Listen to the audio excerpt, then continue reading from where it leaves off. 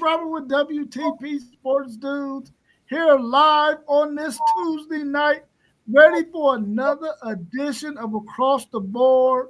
We're going to be talking about coaches getting fired and what might happen because of a coaching carousel that's probably going to take place. And we also got our man Sean B, who's going to give us his SEC power rankings. Let's introduce some of our guests today. We got our man FanDuel Zaya of the FanDuel Zaya podcast. How you feeling this evening, FanDuel? Man, I'm good, man. I can't complain about nothing. You know what I mean? Y'all know what it is. We are back with another banker. And we also got our man Sean B with us, straight from Texas. How you feeling, Sean B? Man, we doing it. Been combing schedules Good. today. SEC came out with their schedule for the next 4 years today. Crazy. Yeah, I saw that, man. And I was It's looking at some of them, like some of them teams, they got boy, something nice, man. they Like love what? Alabama. Woof. They love Alabama, bro. Oh, They love Alabama. I looked they at hate them like, us. come on. That's for sure. We got Oh yeah, killed. yeah, bro. You got Yeah, y'all let LSU, Texas, and Missouri every year. yeah. Alabama get Mississippi State, You, Vanderbilt, and Tennessee. you miss me with the Missouri, but But Texas, LSU every year. But it's cool. oh, That's I mean we rivals. play. Let's roll. Yeah. You got to play at least two good games every year. Oh It's yeah. just we're gonna see what the luck of the draw is with everybody else year by year basis. And it's so, portal, NIL stuff, it changed. I mean, Vandy's been good for what, 2 years? Yeah. So, when that quarterback leave, are they going to be good or are they going to be Vandy again? So, Right. Oh, they're gonna do Vandy again, right? That's Yeah. right. Yeah, well, we'll find out for sure. We'll find out. Um, Anything else y'all want to talk about before we get into some of the questions we got in the chat? No, I'm Let's good. roll. Let's roll. Let's jump right on up in it then. Mike Gundy was fired today. Why couldn't he win during the NIL era? Will he land another coaching job? What's your thoughts on Mike Gundy getting fired? I mean, I saw it coming after, the way they started the season, but Oklahoma State's been underachieving for the past couple of years. I mean, when you think about it, it can't have anything to do with money because Oklahoma State has got money, that oil money, T. Boone Pickens and all that stuff. They got money. I think he's more in the Dabo mode. He doesn't like the portal as much. Yeah. What you think? I, What you think, FanDuel? I mean, he's 2 years away from winning 10 games. I mean, I don't really. I get that they started off on the wrong foot. I don't think he's had a bad time since NIL started though. I mean, they won 12 games in 2021, I believe. So like I get they fresh off a 3-9 last year, and it was ugly to start this year. He's been there like 20 plus years though, so I don't understand why. Uh, all these Big 12 teams to me are on the same level of playing field outside of Texas Tech to me. I think Texas Tech is the one team is in the tier by themselves. But outside of that, what else was he supposed to do? He got a decent record in bowl games. I mean, are they mad because he hasn't been to the playoff? That's the only thing I could think. This is not a blue blood program that we're talking about, though. This is not somebody that is known to just be great every year, or we expect to be great every year. So, I mean, they firing him. I want to see who they're gonna hire, and then I'm gonna be able to make my decision after that. But this is a dude that I feel like keeping the program up.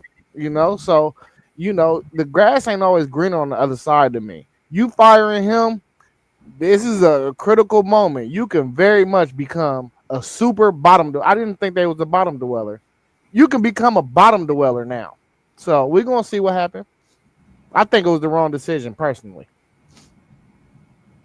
I think the fact that he didn't grab the whole NIL transfer portal business the way a lot of other coaches understood. This is the landscape of college football. I need to get on board. Otherwise, I'm a drown. And guess what? He's drowning right now because they fired him. They had to fire him. The writing was on the wall, and everything you said is true, FanDuel. He did make it to the Big 12 championship game 2 years ago when they faced Texas, and they had a decent team that year. But the fact that he wasn't able to hold on to players, another big thing was he lost Jim Knowles, which was the defensive guru for him that kept his defense really, really good. Losing him really hurt a lot because that defense hasn't been the same since. I think those three things hurt him. NIL, not really hitting the portal like he needed to, along with losing Knowles. They had to fire him. Who they gonna hire? Who knows? Who knows? But with his mindset, they had to let him go. They had to let him go. Will he land somewhere else? There's going to be quite a few coaching jobs out there available. And I think if he changes his mindset, he can find himself landing at probably a better place to get recruits than at Oklahoma State. Just to throw a program out there, I think this might be Whittingham's last year. I think he ended up Utah easily. I think that'd be a perfect fit for him. Wondering if UCLA don't make a run. He in the same predicament over there. That's true. That is true. I have heard. I've heard one name floated already as his possible replacement, and I don't like it. Who? It's the offensive coordinator at Texas A&M, Colin Klein. Oh, you just being selfish. That's the only reason why you don't like it. No, you're exactly why I don't like it. Last year, I'd have told you take Colin Klein. This year, no. I need Colin to stay. But that's the main reason I don't like it. I don't know that Colin Klein, I don't know. That's going to be it. You want to be a head coach. So, but as a head coach at Oklahoma State, more prestigious than an OC at Texas A&M, I don't know. I really don't know the answer. Yeah, Colin Klein is destined for a head coaching job. Mm-hmm. So if it's not now, then it's going to be soon. That's for sure. That's for sure. Post game, what's your thoughts on Mike Gundy getting fired? Why couldn't he win in the NIL era? And will he land another job? And of course, welcome to the show.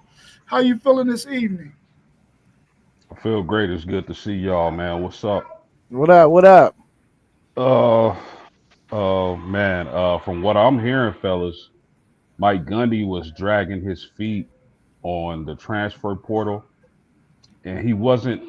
I think he was reluctant to dive into the NIL era. It's a changing of the times, man.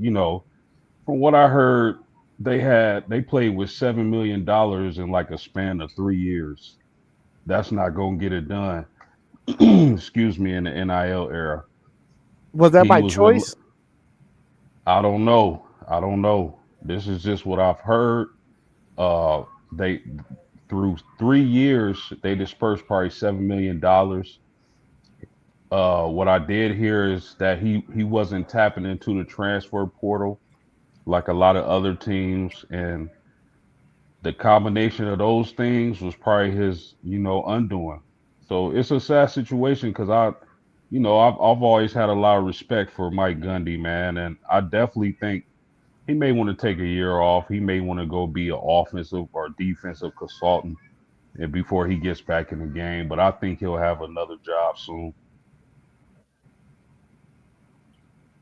Yeah, I think he will as well. Let's look at the next question. This is related to coaching as well. With the possibility of other coaches being fired, should the schools wait or get it over with and go ahead and fire those guys right now, and why? Yeah, I'm always a firm believer. Just do it right now because when you wait, now you're hurting your high school football recruiting. You know, at least you can get a guy in. You can try to retain those guys that you already have. Um, maybe you can, maybe you can't. Um, but if you do it right now, you still be able to let the next coach be able to construct a roster going into next year without giving them a super time frame onto like you got to get it done in a month or 2 months. Now you got if you do it now, you got down there 6 to 8 months, and you can retain the players on your own roster as well. So you can weed out who you don't want and who you do want. So I think that you got to do it as soon as you know. The earlier the better. I don't think you want to do it in the off season though. I think you got to. I'm with you right now. Whoever, but you got to have whoever you think. You got to have somebody that could be retained to help keep the relationships that you built with the high school kids. You built with the team that's there. 30-day open. They got a 30-day window to enter the portal. Any player on the roster. So if you fire them now, yeah, the kids can leave in 30 days, but you better have a plan for how you want to try to retain and get somebody on board pretty quick, whether it be interim and offensive coordinator, defensive coordinator, somebody to try to keep some roster stability.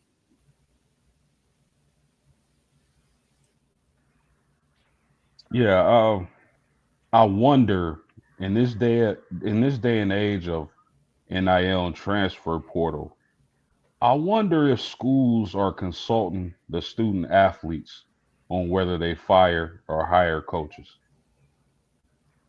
Have you ever thought about that? What you mean? Explain. I wonder if schools like let's take Napier for example at Florida, right? Uh, I wonder if they haven't pulled the trigger on his coaching job based on what the student athletes on that team are telling the administrations. You see what I'm saying?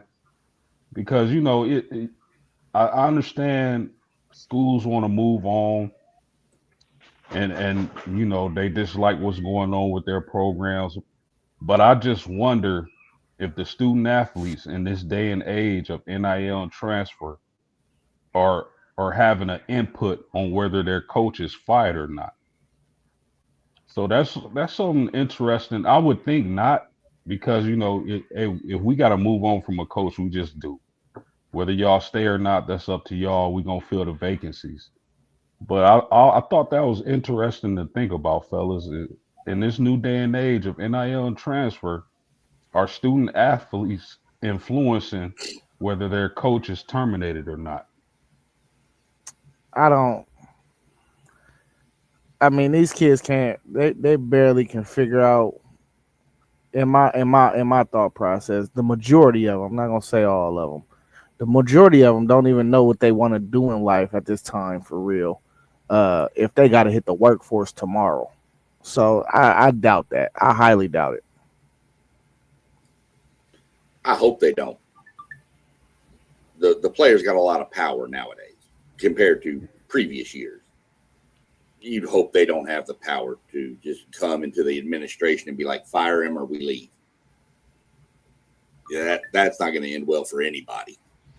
hmm and I'm not saying this is the case. It's just something to think about. Like Sean said, players are empowered nowadays. It's a whole different ball game. You never know what's going on at these schools, but it's just something to think about. I don't necessarily think that's the case. Yeah, I really do believe that if you got a coach that you already are thinking about firing that individual, I think you should go ahead and get it over with so that coaches out there already know that your job is open. They can start thinking about where they want to go. You can start thinking about some candidates that you want to start reaching out to, the whole 9 yards. Because I think if you wait too late, you'll mess around and possibly miss out on getting a head start on some coaches that are out there that you might be interested in. Because if the dominoes keep falling the way they're falling now, a guy might get locked into a job that you might be interested in, and I think you should go ahead and make yourself available. It's like if you're a bachelor and you ready to settle down, you better put yourself out there so that people know you ready to settle down. And if you are a university and you looking for another coach, you need to put yourself out there so guys know that you are looking for somebody, as opposed to holding on to a guy that you know that you probably got to part ways with because he's either lost the locker room, he lost the players, or your star players aren't giving him maximum effort. So they need to think about parting ways with those guys. And we're going to really see some serious dominoes fall here in the near future, I believe. We got UCLA, Virginia Tech, and Oklahoma State having coaching vacancies. Which job is better?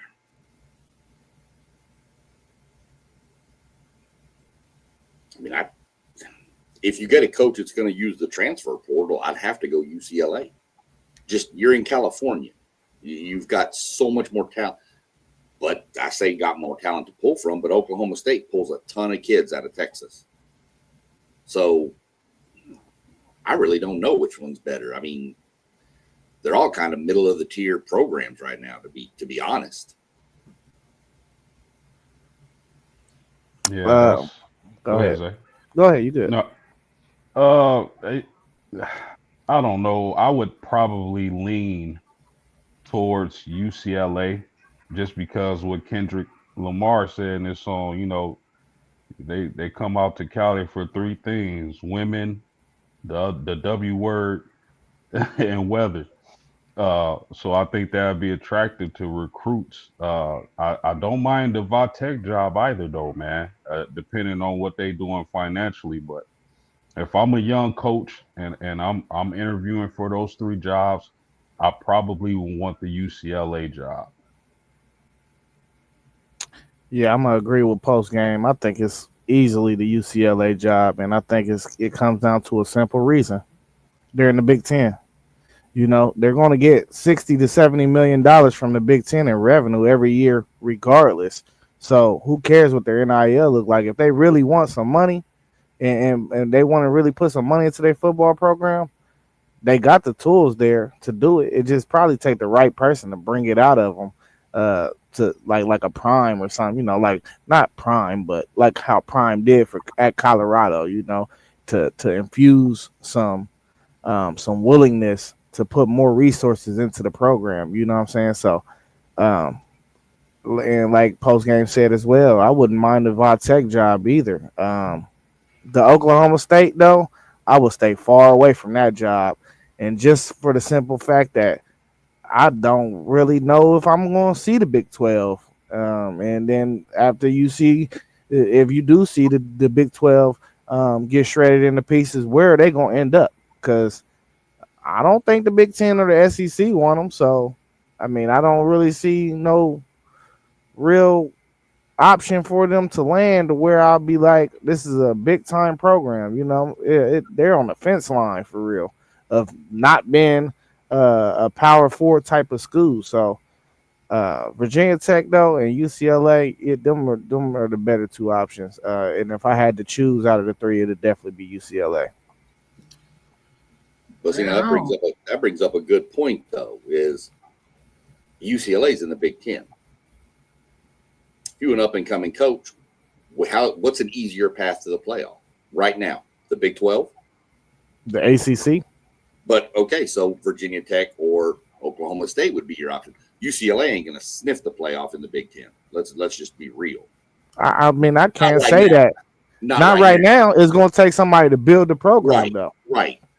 So, but if the Big 12 and the ACC stay together, one of those two conferences is going to be easier to win than the Big Ten, even if you build the program. Yeah, but you say that though, right, Sean? But Right. what did Curcinetti do in his first year from a program that has Right. never did nothing? I get it. And it can take one coach and it can be that fast. You're right. But I know Yeah, Indiana's been in the Big Ten, and there's a difference being in the Big Ten for years, even being mediocre and coming in new. It's a different style of football than the West Coast plays. It's a lot more smash mouth football in the Big Ten. So Indiana had a roster kind of built for it, but he did take the coach to push everything over the top. I see angles both ways for it. You It's know? definitely both angles because Yeah. Oregon. Would you say Oregon had the roster built for it? No, They was West Coast. Oregon's a different animal, though. Oregon is just a way different animal. I get that, but what I'm saying to you is, I get it. Cincinnati did it Mhm. at Indiana, and you could say that the roster was built for the Big Ten, but this Right. is a program that has never won Right. nothing. Right. And then Oregon came in and won the Big Ten in the first year. So you got both sides of the spectrum. Right. You got a non-football program, and then Right. you got a West Coast team. That's what's I so think- crazy about it. It's just one thing. I mean, well, look at Texas A&M, had the best recruiting class with Jimbo, did nothing. Did absolutely nothing. That was definitely a failed experiment right there. Boy, it's $75 million worth. Yeah. We still paying bro, that. that Texas that recruit. I know a recruiting class you talking about. They have 5 stars among 5 stars. I'm talking about it. I haven't seen that up to that point. Yeah, I mean, I guess you can go any direction with any of these teams because none of them is really. They all got they something that you could that they if you can go there you can benefit from, like UCLA being in the Big Ten and they're gonna make more money there. Uh, Virginia Tech being able to make it to a probably a conference championship and to a CFP. Oklahoma State, same scenario. If I had to choose one of the two, I would probably pick Oklahoma State in terms of the players they can get because they're close to the South, they're close to Texas. They can get a lot more talent in those areas, more so than UCLA is, or more so than Virginia Tech. But I mean, all of them are to me are at this point are some whack ass jobs. So, you know, it's gonna take an up and coming guy who wants to take on that task, man. And I hear what y'all saying about UCLA being in the Big Ten. Yeah, they can get that money, but they ain't never gonna sniff the Big Ten championship game or the CFP with the teams that they got to battle to get there. And I hear y'all saying that about Indiana, but Indiana really only had one hard game last year, and that was against Ohio State. Those other teams in the Big Ten that they played, they weren't very good. They were having down years. Now, if they would have had to play Penn State or Oregon, that would have been another loss on their schedule. And they didn't have to play either one of them. Another thing we gotta remember about IU fellas is that Cignetti brought his team with him. Yeah. A lot of those guys transferred to Indiana, so it made the transition to a winning program easier. Couple that with what you just said about the schedule. Yeah. Will he be able to maintain that? Because he's an excellent coach, man. I believe in him. Will he be able to go and still find that talent at the group of 6 level and still be able to keep Indiana relevant? Because we got to expect USC to get better than what they've been. We got to expect Oregon to still be there. We got to expect Michigan to be better than what they were last year. Ohio State's always going to be good. So Penn State is always going to be good, but just have a hard time getting over the Michigans and the Ohio States of the world. So you're talking about 5 or 6 teams right there that Indiana at some point is going to have to cross paths with. And are they good enough to beat any of those 5 or 6 teams that I just named year in and year out? I don't think so. Well, this is the thing about the Big Ten. Outside of Ohio State and really Michigan, it shuffles. It's never the same teams year in and year out. You're gonna see Michigan State go on a run for 5 out of 10 years in a decade where they're good. They got a very good team. You're gonna see Illinois. You're gonna see different programs. Like within a decade, it's gonna be a rotation. It's never gonna be set unless it's Ohio State and really Michigan and Oregon now, as they got all the resources in the world. So Oregon will be the other team. Now, I think you'll start seeing a little even Penn State over the next decade or so. They're going to start dying down. You lose your coach maybe, and then you lose your coordinator maybe. And then, you know what I mean? Some of these teams is taking your recruits because you done lost to them a few times in a row. I think you'll start seeing them shuffle into the mix of these other programs. Just like when Nebraska came over to the Big Ten, it slowed down for you a little bit when it's sharks in the water. You know one thing about a shark, what a shark does for the ocean too. While I'm on this topic, it balances the ecosystem.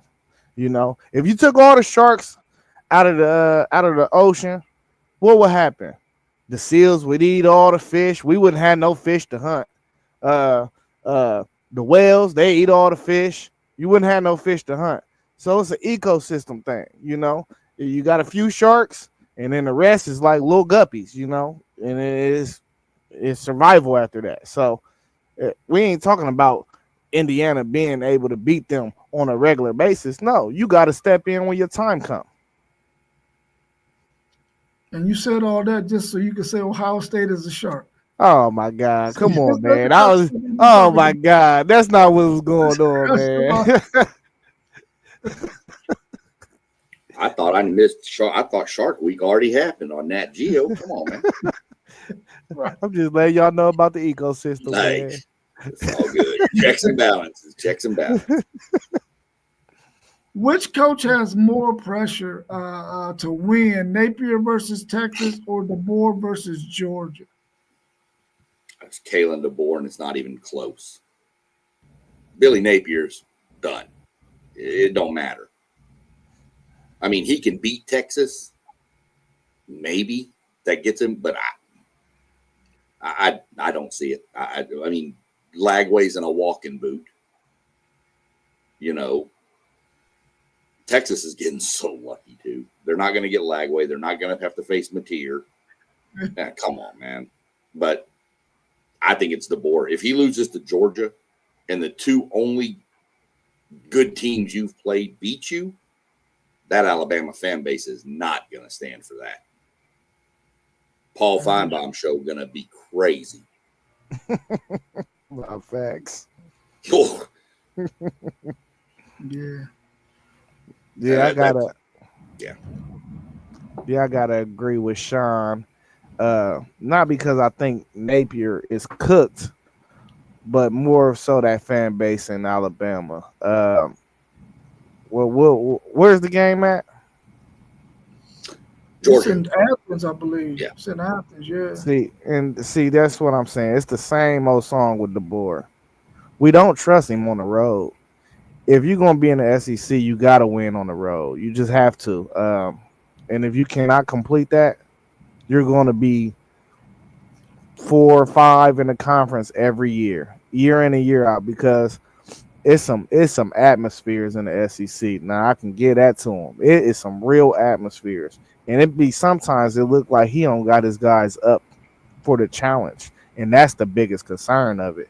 So, I mean, even if they lose the game, they can't lose how they lost to Florida State, in my opinion.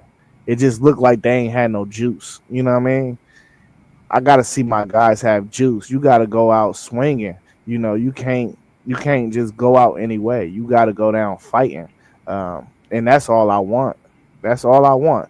And we only in year 2, so can I really be upset if they lose a game to Georgia, who we already understand runs the conference? But if they just go out there and get dog walked, then it is what it is. It's like, bro, you're not up for the challenge, because we seen them have no juice against Florida State. They had none. Yeah, I'm agree with you guys. I think it's DeBoer, simply because of expectations. I don't think that fan base in Florida, nobody's really talking this week saying we're going to beat Texas. Uh, you know, I believe that Bama fan base is expecting a victory against Georgia, even after the loss to Florida State. Okay, you lost that one. Don't lose this one. You know what I mean? So simply by expectations, I think it's DeBoer. Yeah, it has to be the board because you don't have any more um, area for another loss. You can't afford another loss. He doesn't have any more um, mistakes that he can make. He can't lose another game. Otherwise, your chances of making it to the 12 team playoffs is really, really slim at that point. Uh, because you got two losses already now. Of course, you can still make it to the SEC championship if things fall in your favor, but that don't mean you're going to win it. You can still lose another game. They still got to play their Auburn. So I think it's the board as well. Thing is, though, that Alabama has been able to beat Georgia consistently for the past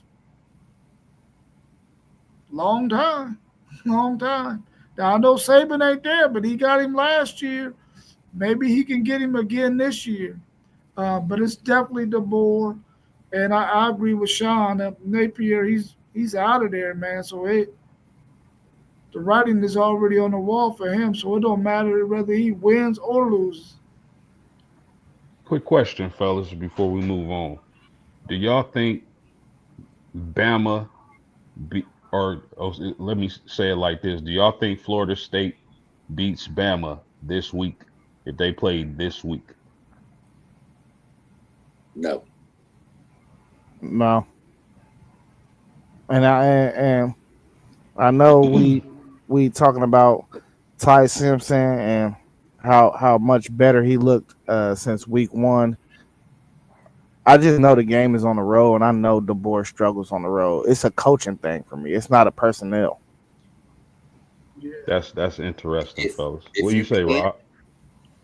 my thing is if you can't get your kids up game one to play Florida State at Florida State, if Alabama comes out flat against Georgia, he's in big trouble. Coming out flat in the two biggest games you've had so far, I don't know that he'll survive. I mean, he probably will survive the year, but he better not lose another one. There's definitely coaches out there that are waiting in the wing to get that job. So he better do something. Um, do I think Alabama would beat Florida State if they played them right now?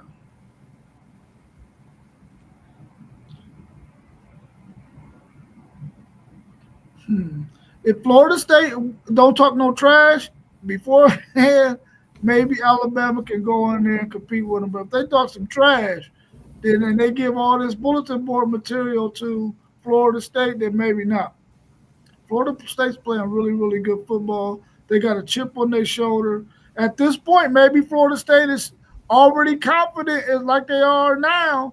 They would have had some other opponents, they would probably still be as confident. I still think Florida State will probably beat them, especially when you keep Ryan Williams in the slot when he needs to be on the outside. He needs to be on the outside for sure. Can Notre Dame's defense be fixed? Oh Lord, Lord. Maybe. I'm not real sure. I don't think this year. I think you have to give Chris Ash, if you're going to give him time, you have to give him another year. But I don't know. I mean, it doesn't look good, that's for sure. 30 points to Purdue is not Notre Dame standard at all. Yeah. Hell, 41 to A&M ain't Notre Dame standard. I'm glad they did do 41, but that's a different subject. Hey, post game. I'm sorry. I threw this question out there because I really wanted to hear what you had to say about it because I'm still in belief that y'all can make a playoff run. Well, not a playoff run, but make a way to get into the playoff. So I want to know really, um, is there anything you see that can tweak and hide the deficiencies on your defense? Because at the end of the day, if y'all can still get into the playoffs and y'all can hide some of y'all's deficiencies, then maybe y'all can win a couple games in that joint and see what happened. Because last year I don't think nobody expected y'all to make it to the national championship game. I didn't. I thought y'all would lose probably the game to Georgia, honestly. So, Bro, you should have seen how many people laughed at me when I said Notre Dame can make it to the championship. But that's another story. Uh, can Notre Dame fix its defense? I'm going to say yes because I'm betting on the talent to kind of rise to the top and outweigh whatever. See, the thing is, y'all, and one of the things I didn't pay enough attention to when I broke this team down uh, in the spring or summer is that Notre Dame had a lot of transition in the offense. New defensive coordinator, key defensive players leaving that were leaders, captains, experienced guys. I'm just betting on Marcus Freeman, the experience of Chris Ash, and the talent they have on that defensive side of the ball. They've been solid actually against the run. I believe they're aligned less than 4 yards per carry. The the problem has been the pass defense, and hopefully we can get Leonard Moore healthy for this week. We can get the Alabama transfer Devontae Smith uh, healthy for this week. I like that they put Bronte Johnson in at free safety. It gives you a cover guy at safety, as opposed to two thumping safeties in the box safeties. So again, fellas, I don't know if they do it this week. They better because they definitely need a victory against Arkansas. These next few games on Notre Dame's schedule are going to be critical. You talking about Arkansas, Boise State, USC is in there. If we even want to think about the playoffs, we got to win. We got to win out. But these next 4 games are going to be critical. So all in all, fellas, I'm going to bet on the talent that they have on that side of the ball, the experience of Marcus Freeman and Chris Ash to figure things out. They got the pieces. They just have to put it all together. Yeah, I think it can be fixed too. I think they got too much talent for it not to be able to get fixed. So I think they can fix it.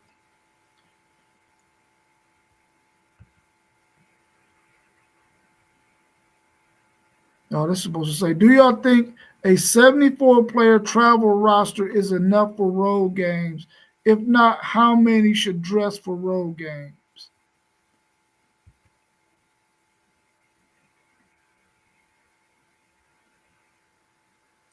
Go ahead, Sean. I think 74 is good. I don't really know that it. I mean, you need more than that.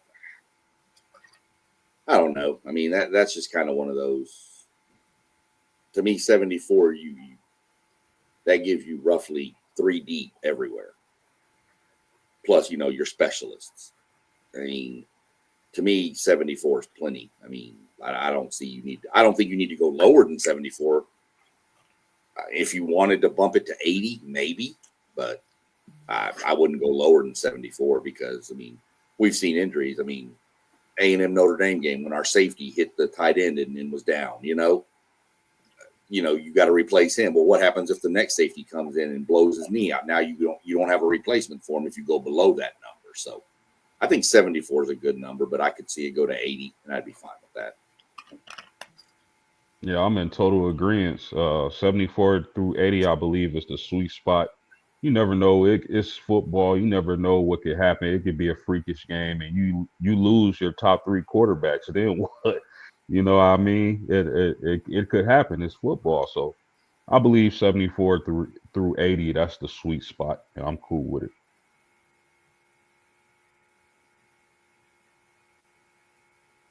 I'm not sure if FanDuel was still there or not. See, you got two things on the screen. Let me see. Oh no, I don't want to remove that. You might be backstage messing with some stuff. But we'll see what's going on with him. I think that that's a good number. I do. I think it's a good number. 74 to 80 is a good number. But man, I really would love to see the whole team be able to go in some of these road environments and get to experience them because they may not get the experience, especially like non-conference games. Like, say, for instance, Texas played Ohio State this year. I want all my players to be able to go and see it and feel that environment, man. But that's the only reason. I think 74 is enough. You got three deep. You got an extra quarterback, another running back, maybe a couple of receivers to get to 74. If you got three deep, that's 66. So, and then you got your kicker, your punter, those guys, long snapper. Well, you got to be sure you have somebody who can really catch an extra point. Yeah. I had to throw the dig in. I had to. You got to be able to catch the extra points. Come on.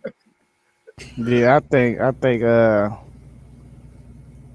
only people that shouldn't travel really is probably red shirts. I want all my guys to experience the environments. It's some great environments in college football. That's the main thing, and they done took the walk-on numbers down. So it's not like you traveling with guys that is not going to see the field. All these dudes are really scholarship players out of the 105. What is it? What's the number now? It's 100 scholar. Five.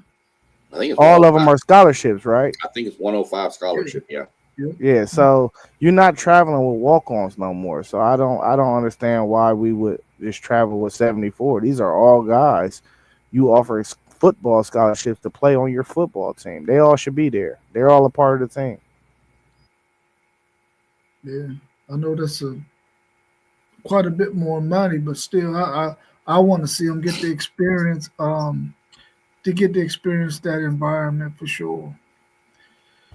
Well, let's go into the last part of our segment where we're going to get to see our man Sean B's SEC Power Ranking. So let's go ahead and get into that right now. I think my man FanDuel got it set there for us. Hopefully y'all can see it on the screen. So Sean, go ahead and give us a breakdown of where you got let's go from the bottom to the top. Okay. The bottom self-explanatory. Kentucky. Kentucky can't get out of their own way. Yeah. I'm not sure that Kentucky would win a scrimmage against Kentucky. Florida.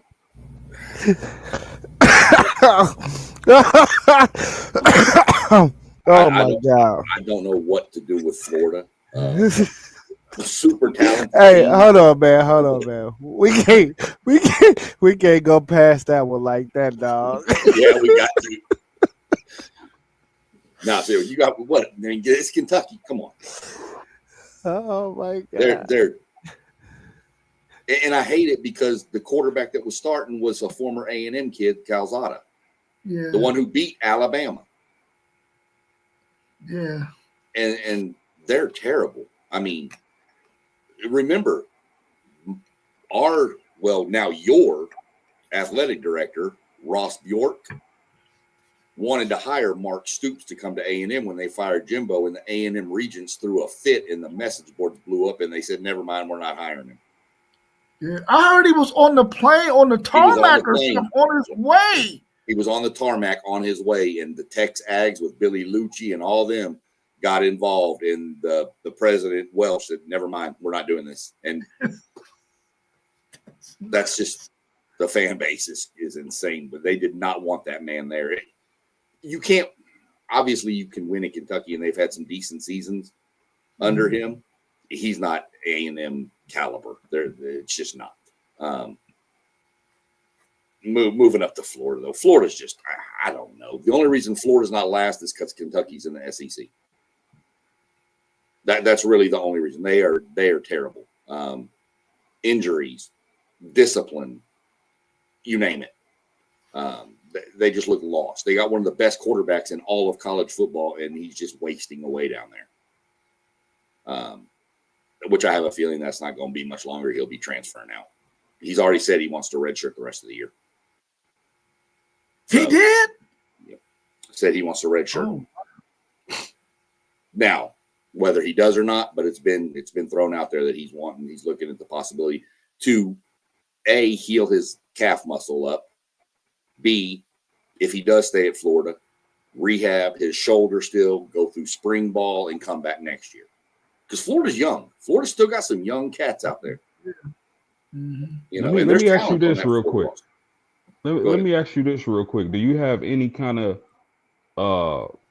intel or indications of any teams he would be interested in if he transferred?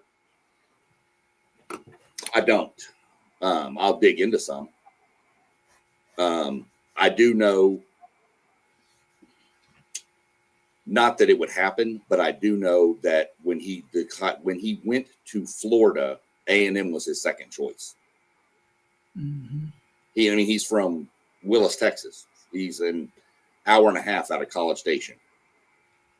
So it's got the home ties there. But you got Marcel Reed, you got Miles O'Neill, you got Brady Hart, you got all these others already there. Does he go there? Does he go to, lack of a better word, does he go to a Kentucky and try to make it there? You know, I mean, I don't know, but I'm going to do some digging to some of my friends down in the Willis, Texas area where he's from and see if I can get some intel on it and see if he is really considering redshirting. Yeah. I think he wants to play in the SEC. But I'm telling you right now, I could see Texas Tech really trying to throw some money at him to get him to come back home to Texas for sure. Don't think University of Houston won't throw money at him too. Yeah, them too. SMU too. Yep. Arkansas, if you can eliminate 5 to 10 minutes off of every football game, Arkansas would probably be in the top 5 on this list. But they can't finish games. Y'all got them this week. Just keep the lead with about 5 minutes left, and they're going to fumble. Every week. I think that's another coach that's going to be hunting for a job is Sam Pittman. Yep. South Carolina is just 13 because I don't know what to do with them. They had flashes against Missouri. They just, but again, -9 rushing yards. Just I can't get over that. And so I dropped them there. Auburn probably should be higher up. Can we just stop at the bottom 4? I just see some discrepancies. That's fine.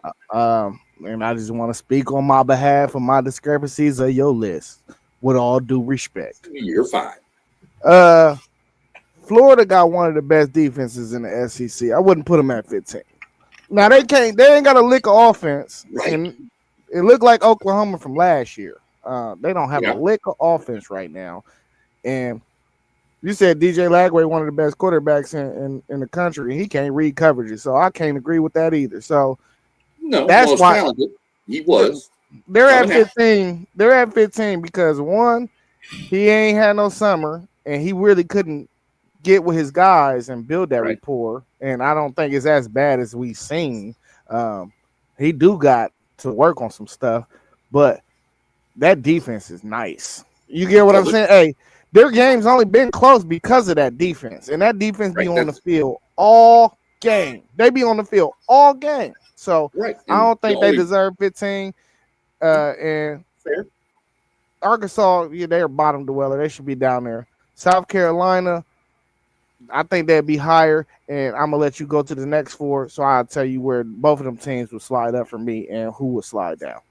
I've got Auburn there just based on their lack of offense too. Their Auburn defense isn't actually that bad, but their offense is not that good. So I just slotted them in there. Mississippi State, I gave them there just to give them a little bump because they're going to fall back down this list pretty quick.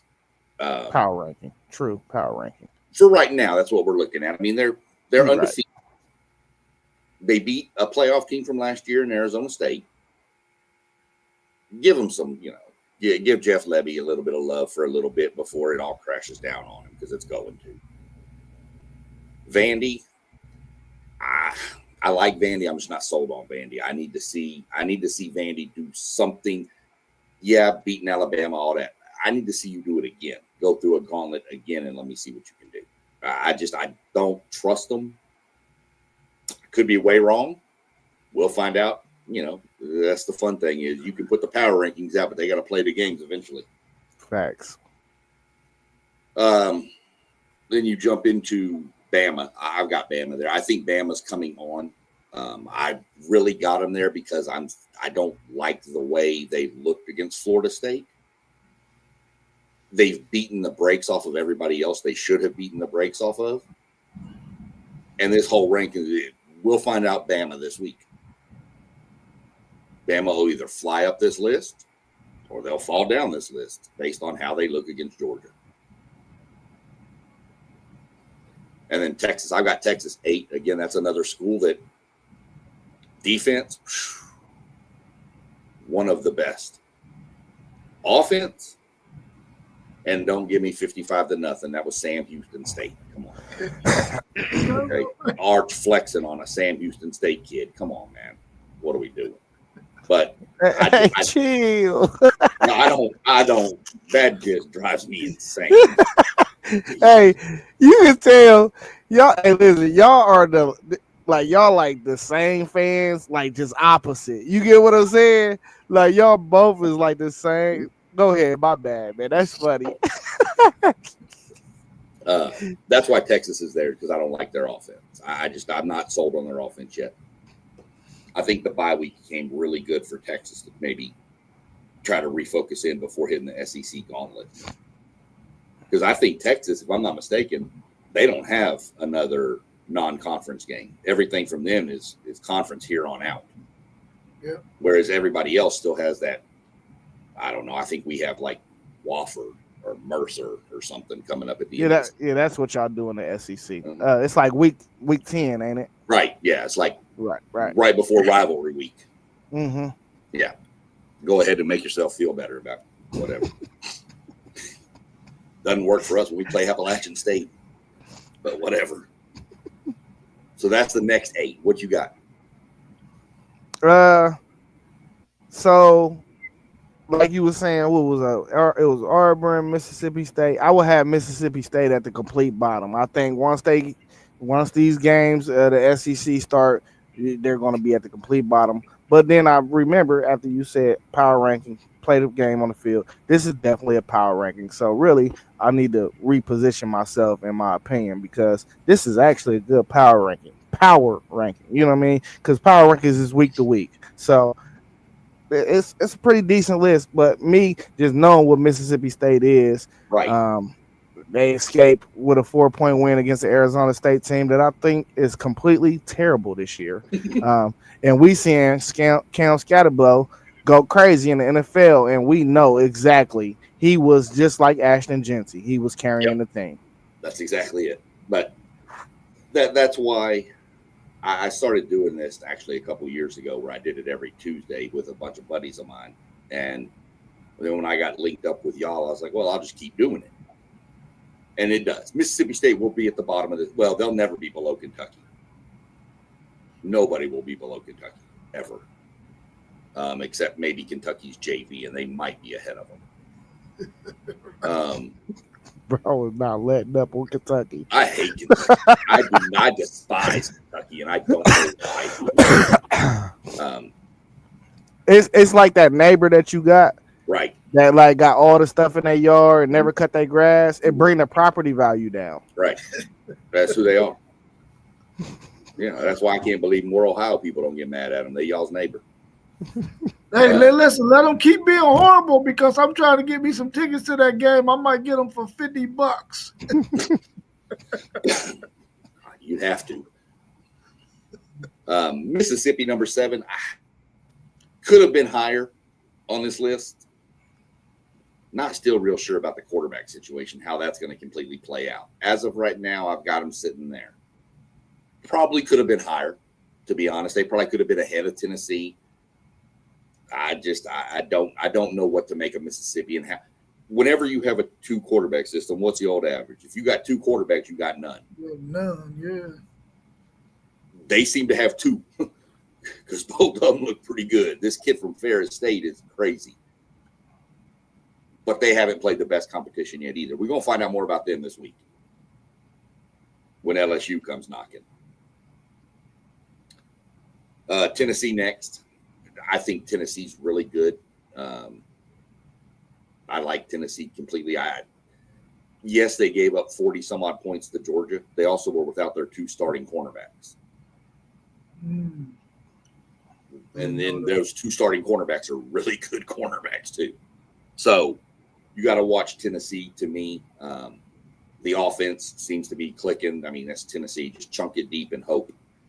And it's working right now. So we'll see what happens going forward and see how healthy they can get. Missouri, 5. I like Missouri's run game. I don't think anybody can argue that. Best run game probably in the nation. Defense is okay, pretty good. Make some plays. Not 100% sold on the pass attack. But we'll see if that progresses anymore. But they get you because they force you. Very similar to an A&M. They force you to put 8 in the box and then take shots. And if your corner, if my receiver's better than your corner, we win. If your corner's better, you win. But they make you load the box and play straight, almost man on the outside. A&M at 4. Could have put them lower. Could have put them, just one of those. It's A&M. It's my team. I love our offense. I think our offense,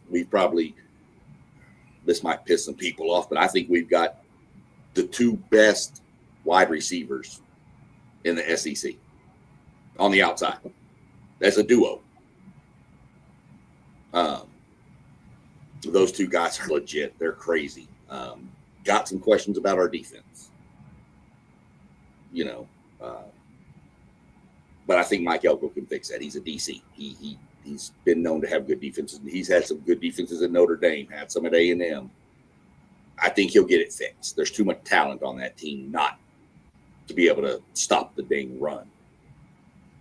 Oklahoma 3. Oklahoma's Oklahoma. Another good, solid defense. There's a lot of good defenses in the SEC this year. Offense, right now that's where Oklahoma is. Who's their backup quarterback? He wants to play for a month. The kid Hawkins, he played a little bit last year. Yeah, Michael Hawkins, I think. Yeah, Michael, yeah. But, I mean, he couldn't throw. He could run. But he was like Marcel Reed last year. He couldn't throw. So, let's see. I mean, we'll see what happens. I think they're on a bye week this week, so that'll help them at least break him in a little bit. LSU's there. LSU in Georgia, I went back and forth on, but I put LSU there because their offense just against decent competition has not been there. The defense, they're back. That's a hell of a defense there. But I'm not sold on their offense against good competition yet, so I put them in behind Georgia. Georgia's number 1. Georgia hasn't looked all that great yet this year either. But, to be the man, you got to beat the man. They're the defending SEC champions, haven't lost a game, got the longest home winning streak in the nation.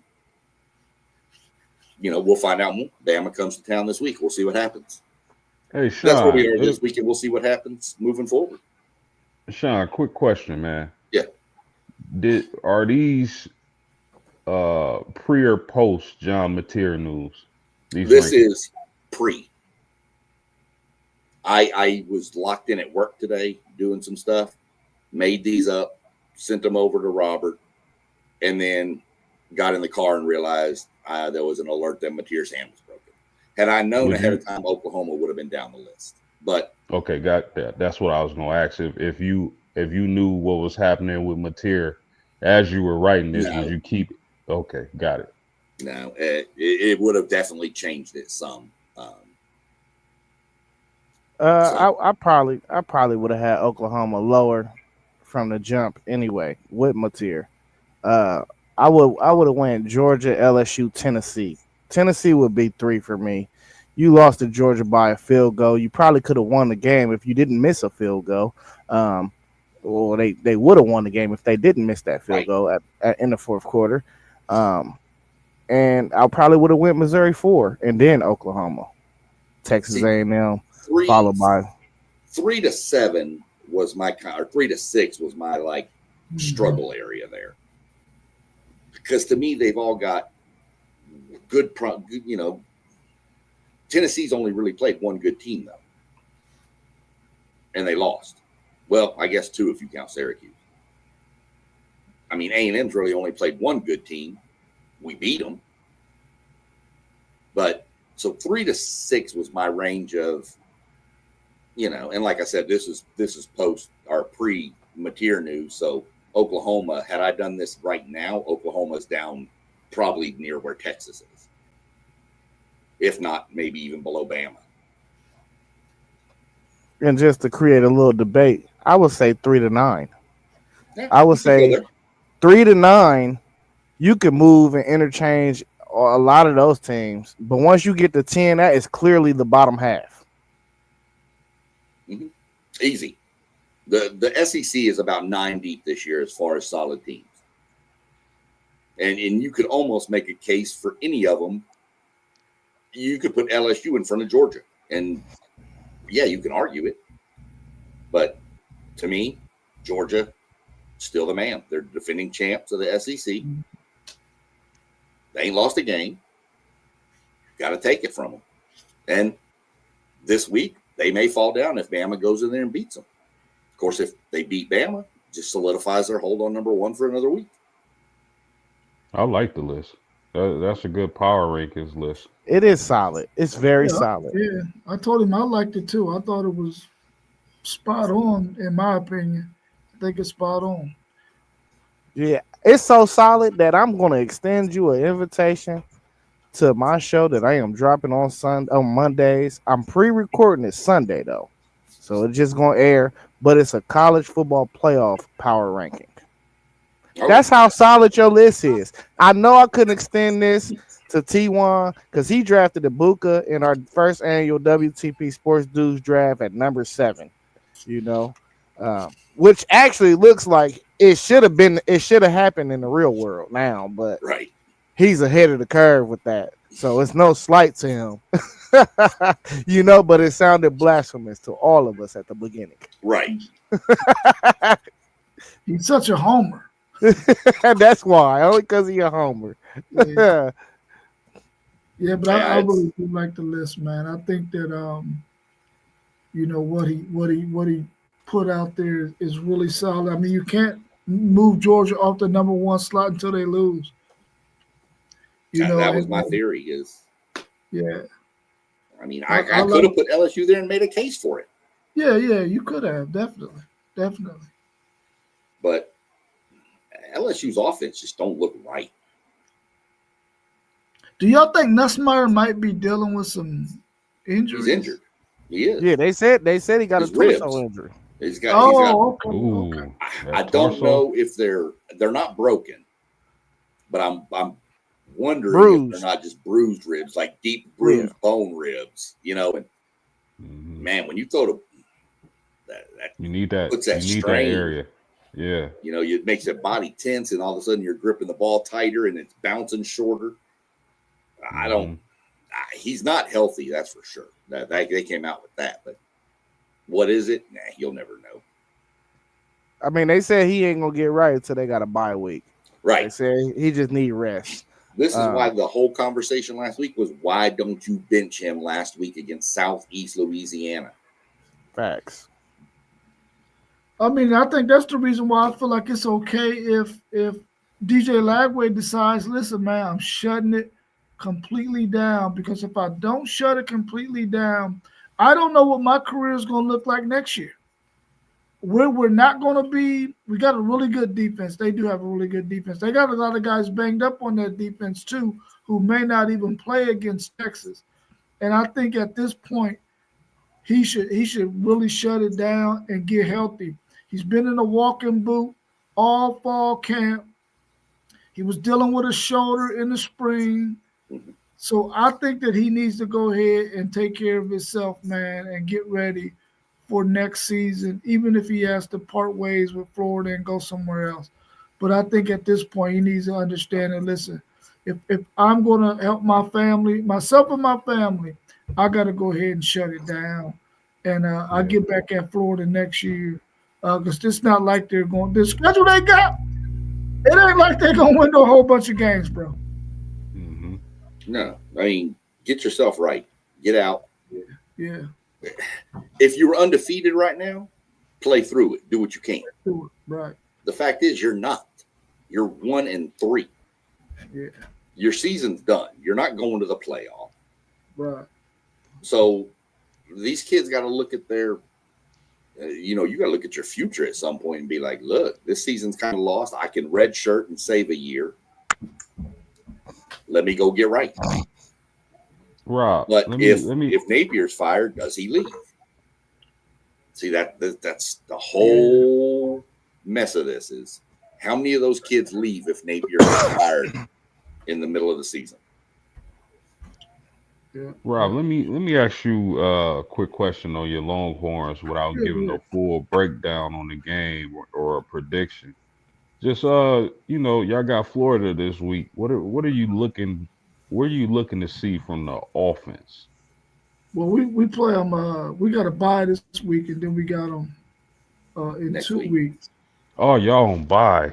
I Yeah, don't we're know on. why I thought y'all played them this week. My bad. Yeah. Never mind. The good thing about them having to buy is by then we'll have both of our running backs back. We'll be looking good in that area. We'll get one of the tight ends will get back. So we'll have some dudes that we need to get back. So we should be all right. Um, but what I'm looking forward offensively is with those two guys at the running back position, you're going to probably see our defense be a lot different. You're going to probably see Steve Sarkisian scheme up some things if he needs to, because I think if we can run the football, because they're going to have two defensive tackles out, their main dude and his backup. So they're not going to be able to be too deep at that position, which is going to help Texas in the run game. Uh, and I think with DJ Moore being back, if we can get Emmett Mosley out there, who hasn't been out there at all, he's been hurt all freaking season, even in fall camp. If we can get him back at the other wide receiver position, that should really help Arch Manning out a lot.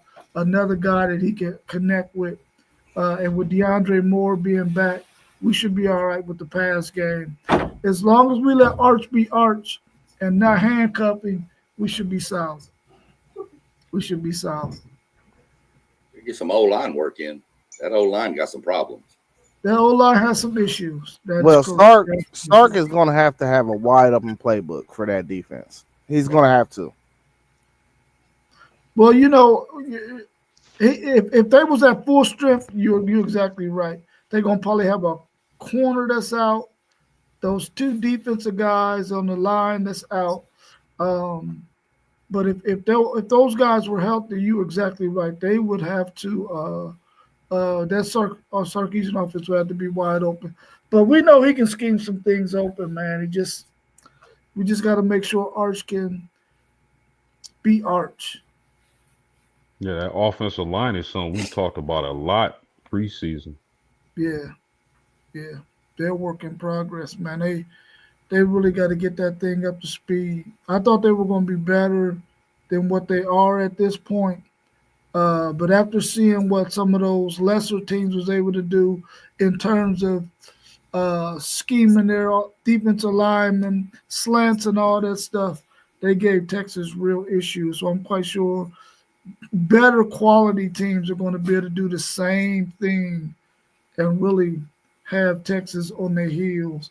The good thing about that is the fact that Arch Manning has legs, so he can buy himself a little bit of time. Yeah. Yeah, I mean, Arch can run, that's for sure.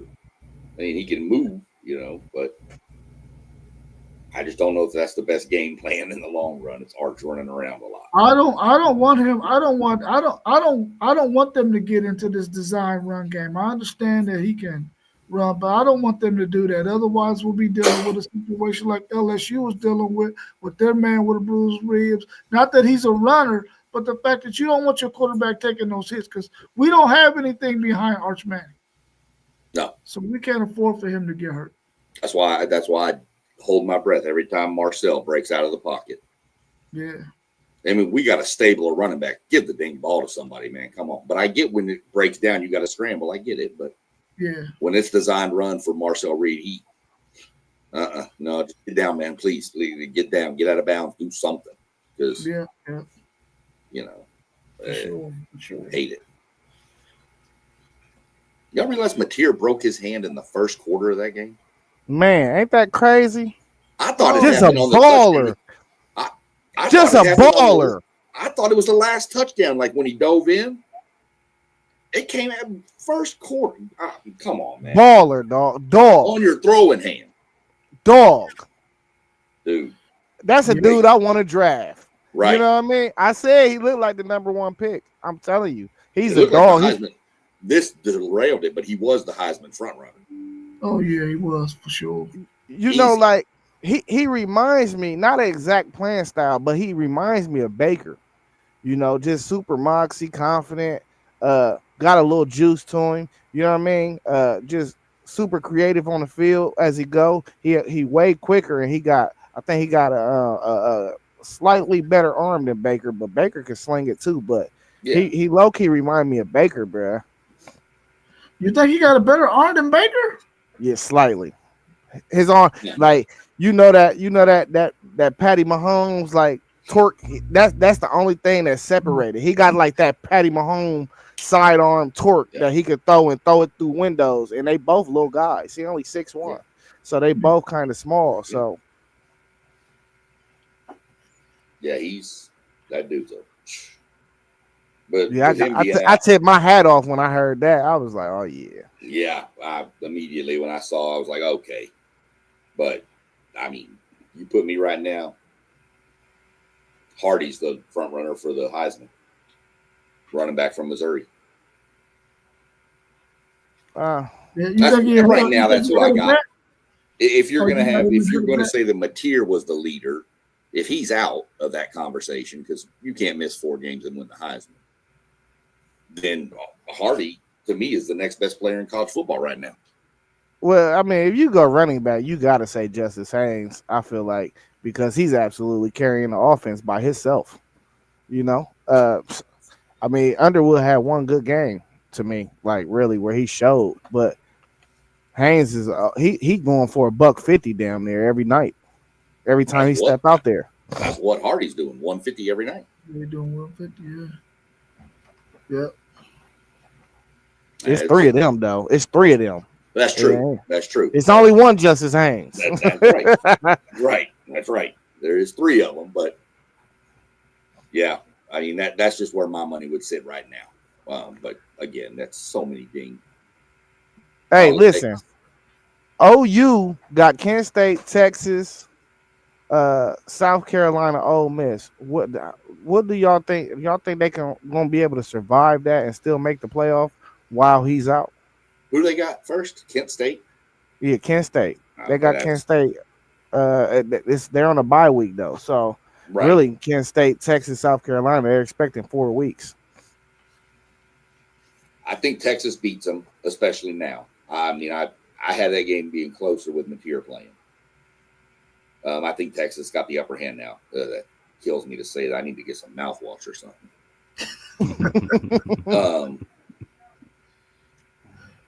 I think South Carolina game's the trap game to me. That could swing either way. It's at South Carolina as well, too. I'd say that doesn't mean much because, I mean, Vandy went in there and beat the brakes off of them. But backup quarterback, it depends if it's a night game or day game at Williams-Brice. That's a big difference. A night game over in South Carolina is a lot different than a day game in South Carolina. Of course, that's anywhere. But who they got after South Carolina? Ole Miss.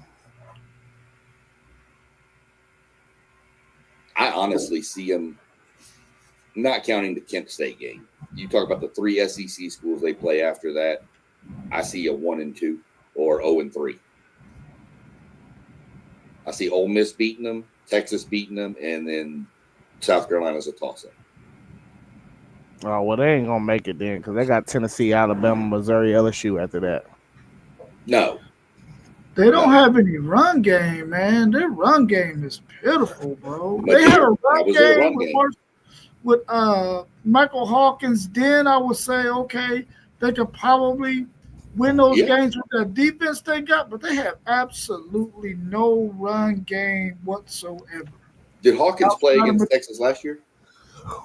Hawkins, yeah. Hawkins Texas played beat the that was his great. first start. Yeah, They beat the out of Oklahoma. Am I right? Yeah. Mm-hmm. Yeah. Yeah, I think this is damage control losing Mateer. Yeah. I really would like to see the backup. Maybe I haven't seen him. Maybe y'all have. Is that the Hawkins guy y'all talking about? Yeah. Yeah, I haven't seen him. So, is he? Can he at least hold him 500? Maybe 3-1 during that stretch. I don't think so. It depends. It depends on the progression of him throwing the ball. That's true. That's true. If he progresses, it's the prime example. Last year, him and Marcel Reed were about the same quarterback. Mm-hmm. Texas A&M's quarterback. Mm-hmm. Marcel Reed can throw the ball. Now, he didn't have the greatest percentage when we played against Notre Dame. What was he? 17 for 37, but for 360. So he finds open receivers. Does Hawkins have that kind of progression in him? Possibly. I mean, the kid's got talent there. He wouldn't be at OU. So how does he progress? You're exactly right, Zay. I mean, if he's the same quarterback from last year, 0-3. If he's progressed, you could get a split. You might even squeak one out with a late field goal, and we go 3-1 in that stretch. But to the dire of all Oklahoma fans, they're going to lose to Texas. Now I can say this too though about Hawkins. He's a pure better runner than Mateer. So the run game might actually pick up a little bit because of him. Yeah. Defense can't pin their ear back and just come at him. So do y'all think there's any reason to believe that when Mateer comes back, he has a drop off or doesn't have a drop off in his production and play? I don't think so. If you played in the first quarter with a broken hand on your throwing hand, a broken bone in your throwing hand, and you play the whole rest of the game, he got that dog in him, and there ain't gonna be no drop off. I don't think. I see drop off post game because so much about quarterback play is timing. You gonna lose some timing. Being out a month, you gonna lose some timing. But see, their pass game wasn't that different. He was a lot of run to keep things going. So, I mean, you're right on the timing. That would be off probably, but I just think with his, I think he'll be fine. But I don't know if it matters based on what Zay was saying. The end of the schedule looks like either. Yeah, that's the biggest part about it is the schedule. Right? Is they're gonna drop him in the midst of playing 6 ranked teams. Yeah. Coming back from injury. Yeah, that's what's the concerning part. Yeah. I mean, or do you think that they're going to look at that and say, okay, Mateer was hurt. Oklahoma was playing really, really well before he got hurt. Because Brent Venables is another one of them coaches, man. His seat ain't warm. I mean, it ain't cold. His seat is warm as hell. Because he has not been good at Oklahoma. So are they going to probably look at, okay, Mateer went down. That's why Oklahoma's season went down.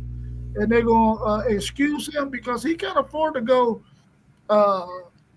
6-6, which he's probably going to go 6-6. He can go Probably 6-6 worse. this year. With Mateer being out, he can go 6-6 and be fine. But the problem's going to be next year. Yeah. So I just got to see how Hawkins look before I get that far and down the timeline, because I'm not sure that they're just going to start losing games, because that defense is one of the better defenses in the SEC to me. And I think when you get to the meat of the schedule at the end, when you're close or you maybe have Mateer back, their defense is going to be better than every defense on that schedule except for LSU, in my opinion. So sometimes, man, your defense can win you games, and they might just have to just step up to home plate and just win some of these games for them and keep their head above water. So I don't put it past them to be able to stay here, man. I really don't. Like, they gave up 13 points to Michigan, 17 points to Auburn. I mean, I think Michigan got a better offense than Texas right now and Ole Miss. So them are two winnable games to me.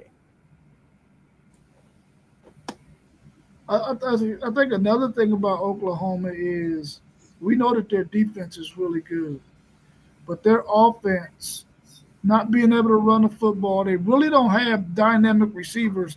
Deion Burke is good, but outside of that, their passing game isn't all that great. Um, Against some of those teams that they're going to play against, their defense might end up being on the field an awful lot. And we already know that True. if a defense is on the field a lot against some of those teams, they're gonna struggle on the back end once you get into that fourth quarter. Um, so it depends on, man, if they're going to be able to get teams off the field. Are they going to be able to establish a running game? They have to get a running game, man. If they don't get a running game, they might be in trouble. The big advantage they got is they have the bye week. Then they get a get right game Yeah. against Kent State. So Yeah. you have that game to get Hawkins some reps, throw the ball, try to work on the run game before you come into the state fair against Texas. Yeah. But the bye week is going to be huge. That kid's pretty much going to get 2.5 weeks of reps with the ones. Yeah. That's valuable. Yeah. And I think they found a number one target though, and that's what's important. The dude, the Satanega guy, yeah, how you saying that? He exploded last game, so maybe they found something with him, and they could figure out a way to get him the ball, him in the space, because he really dynamic in space. I think he came from Arkansas. Did he? Oh yeah, well they got stripped of everything, so I believe it. Yeah, he's good. To me, he's better than Burke. Yeah. But I mean, that you just got to get him the ball. And we'll learn.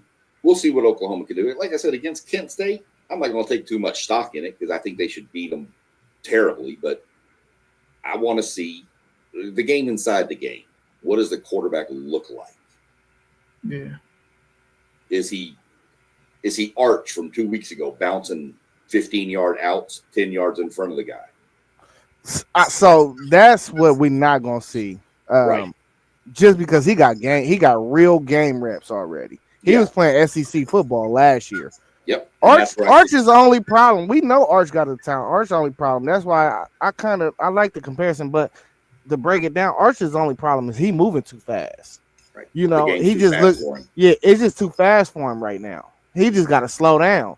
I was just watching film on him a few days ago, and I'm just seeing him look at a target. Oh, matter of fact, it was a screen pass. They ran a screen pass where he faked it to the running back, and he turned around and threw a back screen, but he was so ahead of it. It's just like it was moving too fast. He's ahead of it. You know what I mean? That's why I said quarterback is it's a timing position. If you got good timing when you're doing RPOs and boom, as soon as I pull it right here, I don't even got to be looking. I could sit there and throw that slant right now, and I expect my guy to be there. It's timing, bro. You got to be a passer of the football. Right.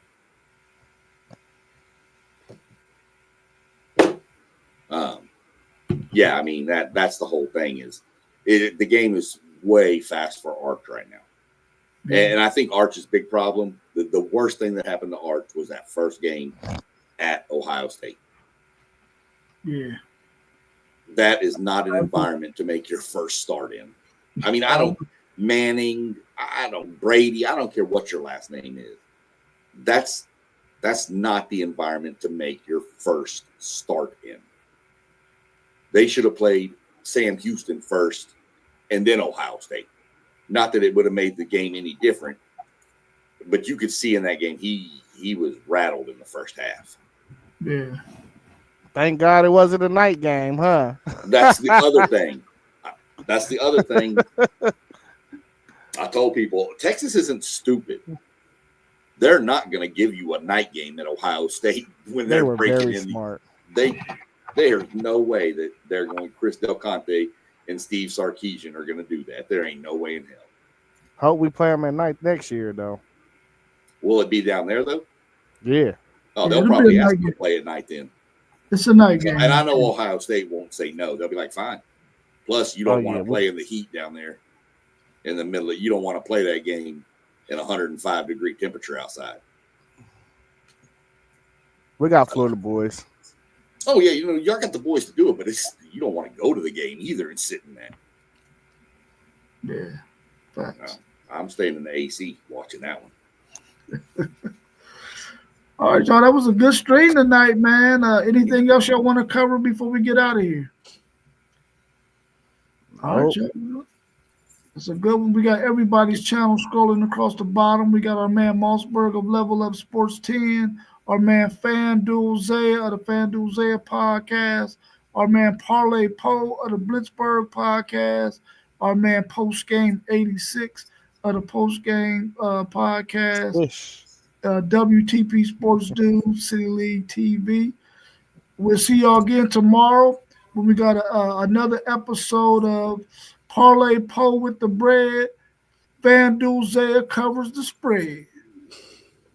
We'll see y'all tomorrow at 7 p.m. All right, y'all. And As always, if you need get my number and stuff, let me know. You want me to? We'll jump. Yeah, I get it from Rob. I'll Yes, jump. Let me sir. know. Appreciate you. All right, y'all be good. all right, you All too. right. All right. Peace. Peace.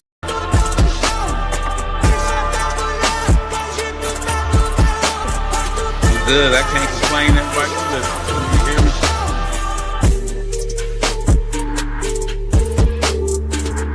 And I'm not talking about Mickey D's, but I love your coffee, so don't sue me.